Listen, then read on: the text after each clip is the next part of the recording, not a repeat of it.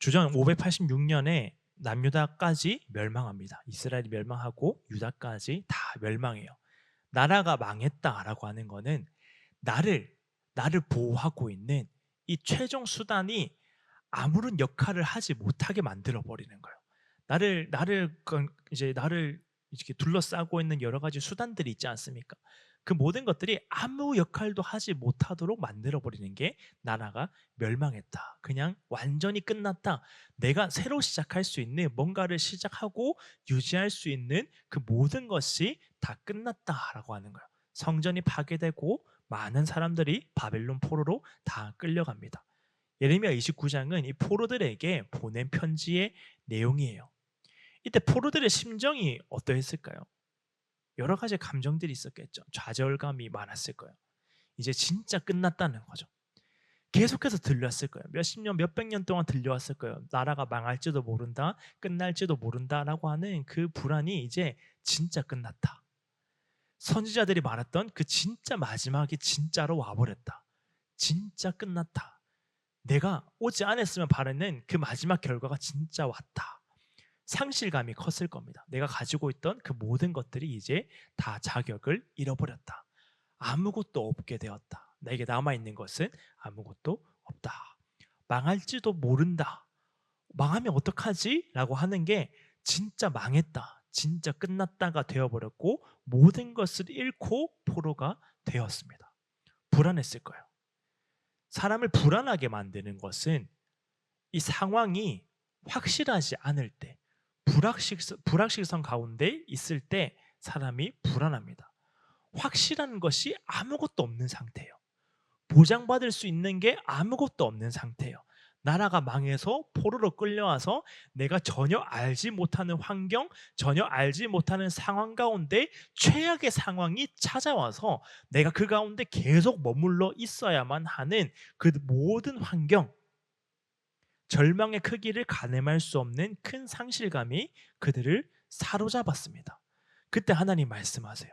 마치 대답 같아요. 마치 하나님, 이제 우리는 어떻게 살아야 합니까? 예루살렘이 아닌 바벨론에서 이제 우리는 어떻게 살아야 됩니까?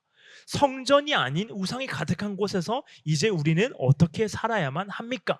이제 이 백성, 이 민족, 나를 보호하고 있는 이 모든 것이 다 사라져서 이제 진짜 끝난 상황 가운데서 나는 어떻게 살아야 합니까? 라고 하는 것에 대한 대답입니다. 우리 5절 한번 읽도록 하겠습니다. 너희는 집을 짓고 거기에 살며 텃밭을 만들고 그 열매를 먹으라. 아이러니하죠. 내가 다시 돌아오게 하겠다, 이런 게 아니에요.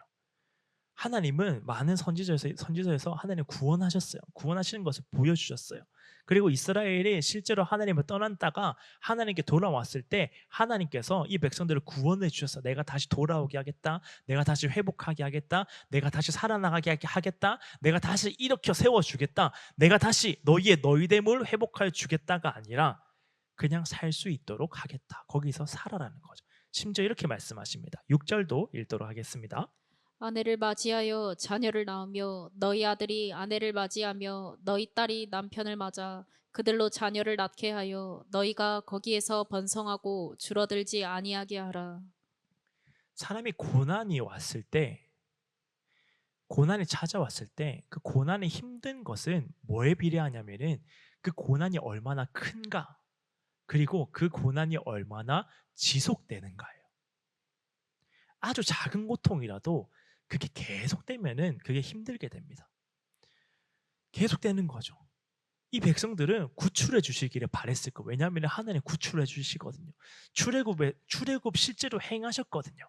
홍해 갈라서 진짜 백성들을 구원해 내셔서 가나안 땅으로 들어오게 하셨거든요. 그와 같이 구해 주실 것이라고 기대를 했을 거예요. 생각을 했을 거예요. 하나님께서 그리 오래되지 않아서 이것을 끝내게 해 주실 거다. 포로 기간이 그렇게 길지 않을 것이다라고 생각을 했는데 자녀를 낳고 살래요. 거기서 열심히 살아가래요. 할 수 있는 것들을 하면서 예루살렘에서 살듯이, 이스라엘에서 살듯이 그렇게 살아가라라고 하는 거죠. 우리가 실패를 맞이할 때가 있어요. 오지 않았으면 좋겠다라고 하는 게 내 머릿속에 남아 있다가 그게 실제로 올 때가 있습니다. 이 백성들의 울부짖음이었을 거예요. 하나님, 이제 예루살렘이 아닌데 나는 평생을 예루살렘에서 살아왔고 유다 땅에서 살아왔는데 이제 그게 아닌데 나는 어떻게 살아가야 합니까?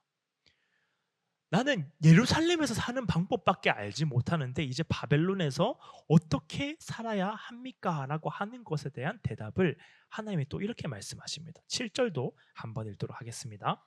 너희는 내가 사로잡혀 가게 한 그 성읍의 평안을 구하고 그를 위하여 여호와께 기도하라. 이는 그 성읍이 평안함으로 너희도 평안할 것임이라. 내가 평안을 줄게 이렇게 말하지 않아요. 내가 너희를 평안하게 할게. 어떤 어려움이 있더라도 어떤 고통이 있더라도 평안을 줄게. 평안하게 해서 불안하지 않도록 내가 마음을 굳건하게 해줄게. 내가 반드시 너희를 평안할 수밖에 없도록 할 거고 그 평안의 결과를 내가 하나님 되심을 보여줄 거야. 왜냐하면 하나님은 하나님 나를 구원해 주세요라고 얘기했을 때 이스라엘 백성들이 하나님 우리를 구원해 주세요라고 얘기했을 때 하나님은 하나님의 방법대로 하나님이 진짜 하나님이심을 보여주셨거든요. 이런 구원의 방법, 저런 구원의 방법으로 하나님이 진짜 하나님이다, 구원의 하나님이다라고 하는 것을 보여주셨거든요. 그런데 예루살렘의 평화를 구하라가 아니라 예루살렘 평안을 구하라가 아니라 바벨론의 평안을 구하라. 오히려 바벨론을 위해서 기도하라라고 말해요. 너의 평안이 거기에 달렸으니까 거기서 기도하라. 두 가지 의미가 있어요. 먼저는 주도적으로 살아가라라고 하는 의미예요. 하나님의 평안을 구하고 내가 하나님의 평안을 구함으로써 살아가고 있다라고 하는 것을 인정하라는 거예요. 내가 하나님의 평안을 구하지 않으면은 살아갈 수 없는 존재라고 하는 것을 적극적으로 평안을 구하며 살아가는 존재라는 것을 인정하라는 거예요. 두 번째로 그 시간을 성실하게 살아가라라고 하는 거예요. 하루하루를 하나님의 평안을 구하며 불안하지만 막연하지만 답답하지만 진짜 끝이 왔지만 그게 견디기 힘들지만 하루하루를 기도함으로 살아가라라고 하는 거죠.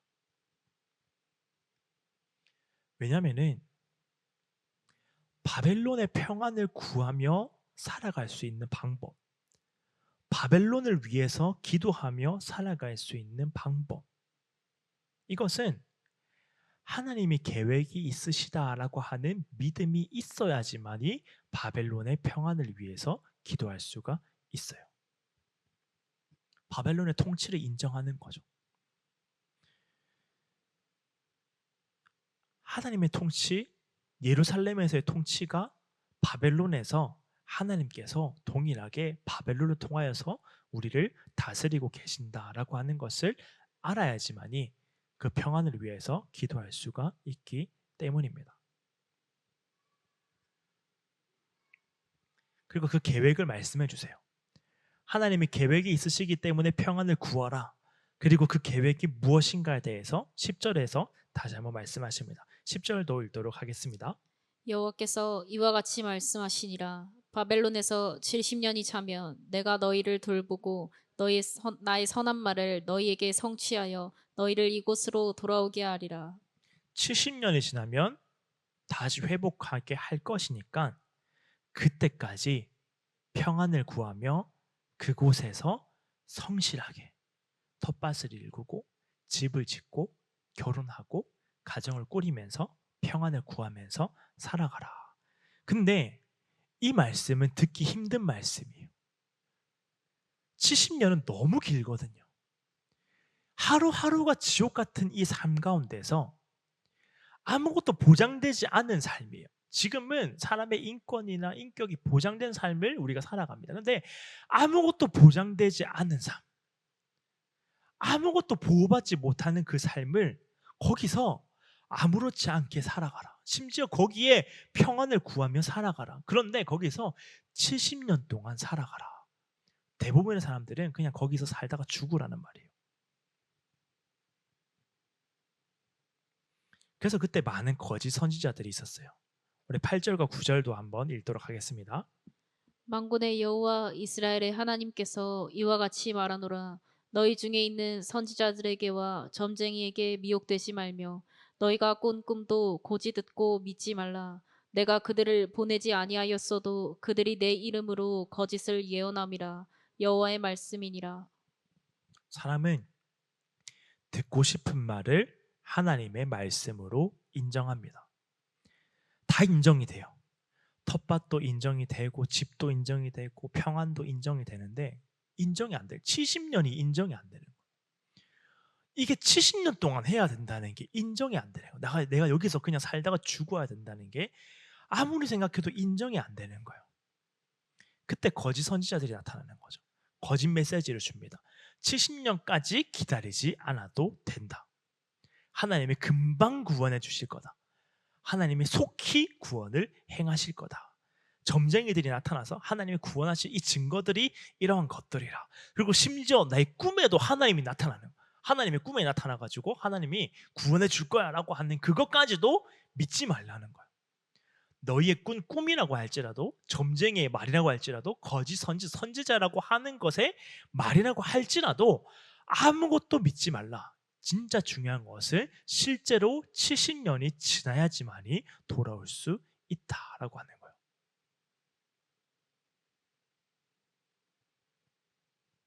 그런데 우리는 이게 인정이 안 됩니다. 내 마음에 인정이 안 되는 것은 하나님 말씀이 하나님 나를 사랑하신다 이런 말들을 인정하기 쉬워요. 하나님 나를 돌보신다 뭐 다 인정하기 쉬워요. 근데 하나님이 나를 통치하시는데 하나님이 나를 다스리시는데 근데 그것은 내가 생각하는 하나님이 다스리시는 이상적인 방법과 다를 때가 있다라고 하는 게 인정하기가 힘든 거죠. 그게 인정이 안 되는 거예요.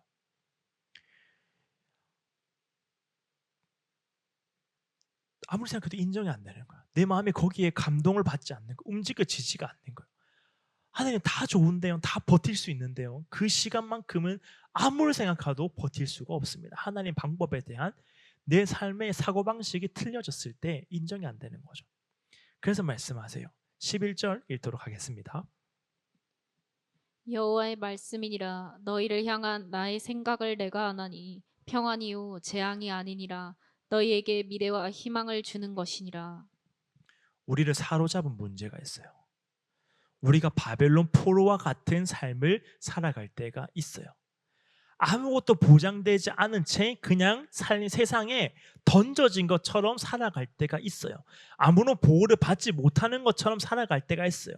내가 생각했던 모든 계획이 이것만은 안 됐으면 좋겠다라고 하는 게 실제로 일어나서 내가 그 삶을 살 때가 있어요. 실제 그 삶이 일어나 버려서 내가 생각하는 최악의 삶이 진짜 일어나 버려서 그 가운데 살아가야 될 때가 있어요. 그런데요, 그 가운데서 우리가 가장 먼저 구해야 되는 것은 문제의 해결이 아니라 평안을 먼저 구해야 돼요.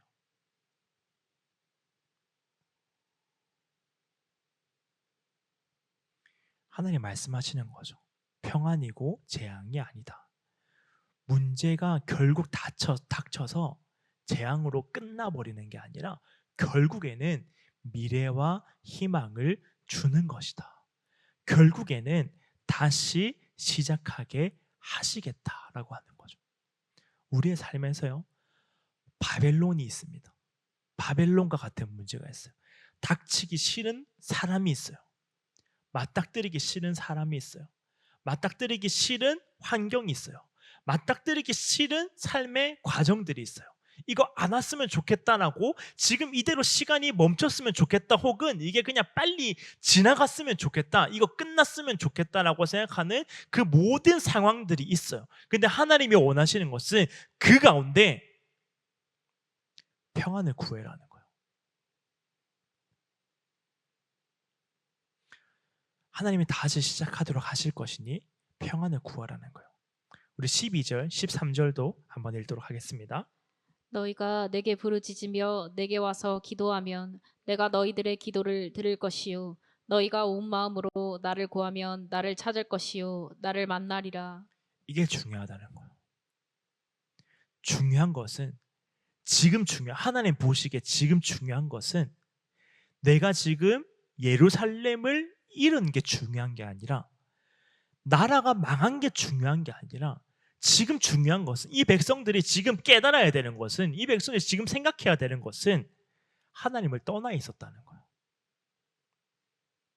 여기가 지금 예루살렘인지 바벨론인지 문제 한가운데 있던지 문제가 해결되었는지가 중요한 게 아니라, 내가 지금 어디에 사로잡혀 있어서 내 상황이 지금 어떻게 흘러가고 있는지가 중요한 게 아니라, 성공 가도를 흐르고 있든지 간에 실패한 가운데 실패가 또 실패를 이끌어서 내가 생각하는 최악의 상황이 지금 나에게 닥쳐온 게 중요한 게 아니라, 바벨론에서 집을 짓고 살고 텃밭을 만들고 열매를 먹고 자녀를 낳으며 사는 모든 순간 가운데, 바벨론의 평안을 구하며 살아가는 모든 순간들 가운데, 불편하지만, 어렵지만, 힘들지만, 상실감과 절망과 불확실성과 절망이, 모든 것들이 나를 사로잡혀 있지만, 거기에서 가장 중요한 것은, 우리가 행동해야 되는 가장 중요한 것은, 거기에서 딴 거 구하지 말고 하나님 구하라는 거예요. 거기서 하나님 만나며 살아가라는 거예요. 예루살렘인지 바벨론인지가 중요한 게 아니라는 거예요. 그곳에서 하나님을 만날 수 있으면은 그 모든 곳이 하나님이 함께 하시는 하나님의 그 순간들이 된다는 거예요. 하나님, 70년 너무 긴데요? 아니요. 그 순간 가운데, 내가 견디기 힘든 그 순간 가운데, 그 순간을 좌지우지하는 것은 그게 얼마나 긴가 짧은가 이런 것들이 아니라, 거기에서 하나님 만나고 있느냐는 거예요. 나는 거기에서 하나님 구하고 있느냐는 거예요. 바벨론에서 어떻게 집을 짓고 살고요? 어떻게 텃밭을 일구고 삽니까? 나는 지금 여기서 해방되어서 예루살렘 돌아와서 내 집으로 돌아가야 되는데 내가 지금 여기서 어떻게 살아갑니까? 라고 하는 그 모든 것에 대한 하나님의 대답은, 네가 어디에서 무엇을 하며 살아가는 게 중요한 게 아니라 어디서든지 간에 하나님을 구하며 살아가고 있느냐, 너는 나를 만나며 살아가고 있느냐, 나를 소유하며 살아가고 있느냐가 중요하다는 거예요. 하나님 구하고 하나님 만나며 살아가라는 거예요. 더 중요한 것은 온 마음으로 나를 구하면, 온 마음으로 구하면.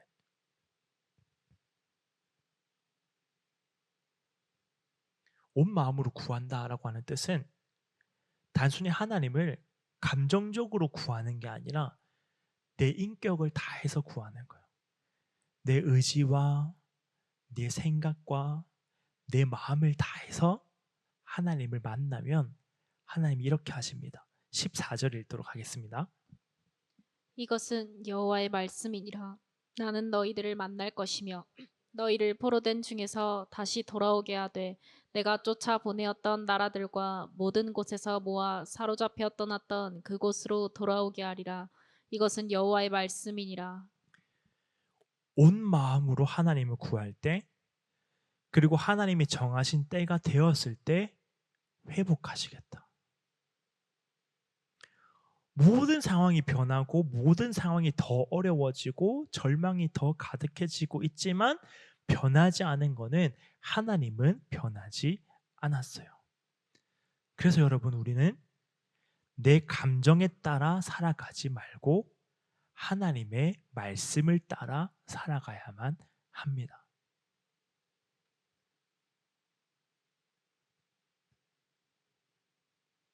평안을 구하고 기도하세요.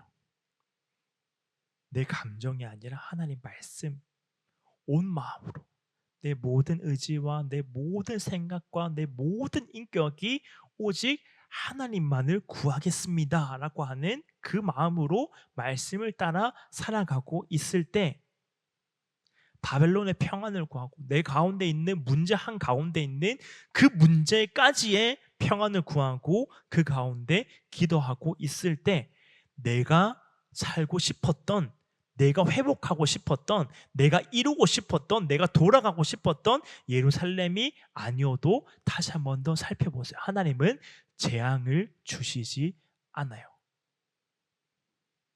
평안을 주세요. 자세히 살펴보세요.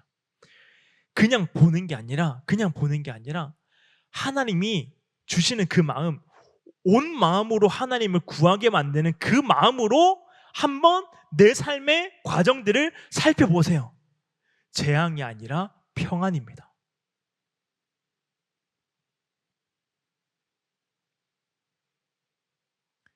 하나님 백성들에게 말씀하시는 아무렇지 않게 한번 살아보라는 것. 바벨론 포로이지만 예루살렘에 살던 것처럼 한번 똑같이 살아보라는 거예요. 살 수 있다는 거예요. 예루살렘을 잃었지만 하나님을 잃지 않았기 때문에 살 수 있다는 거예요. 평안이 구해지지 않으면 온 마음으로 하나님을 한번 구해보라는 거예요. 그러면 살아갈 수 있다는 거예요. 그 상황 가운데서 그 삶을 보았을 때에 재앙이 아니라 평안이 우리의 마음 가운데 남아있다는 거죠. 하나님 반드시 우리를 미래와 희망으로 인도하시겠다라고 약속하셨어요. 우리 한번 기도할 때에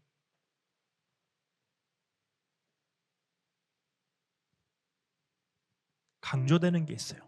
말씀을 살피면 강조되는 게 있어요. 이 편지에서 계속 강조되는 여호와의 말씀이니라. 여호와의 말씀이니라. 여호와의 말씀이니라. 아까 말했는데 또 여호와의 말씀이니라. 시작을 여호와의 말씀이니라로 시작해놓고 좀 말하다가 또 여호와의 말씀이니라.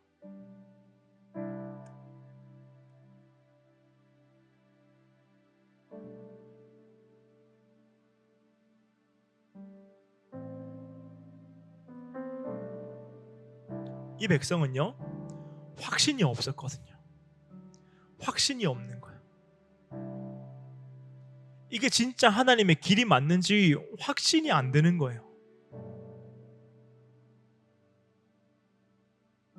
그래서 하나님 계속 말씀하시는 거. 여호와의 말씀이니라. 여호와의 말씀이니라.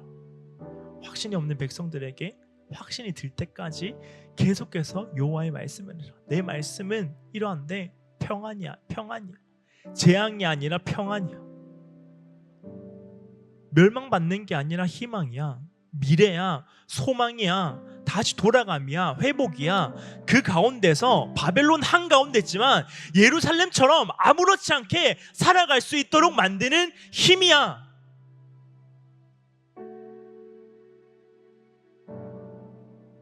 우리가 왜 불안한지 아세요? 확신이 없거든요. 우리는 그래요. 자고 일어나면은 그 확신이라는 것은 사라집니다.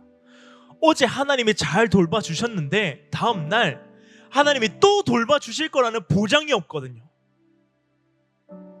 하나님이 몇십 년 동안 나를 붙잡아, 십몇 년 동안, 20년 동안 나를 붙잡아 주셨는데 앞으로 20년 또 붙잡아 주실 거라는 확신이 없는 거예요.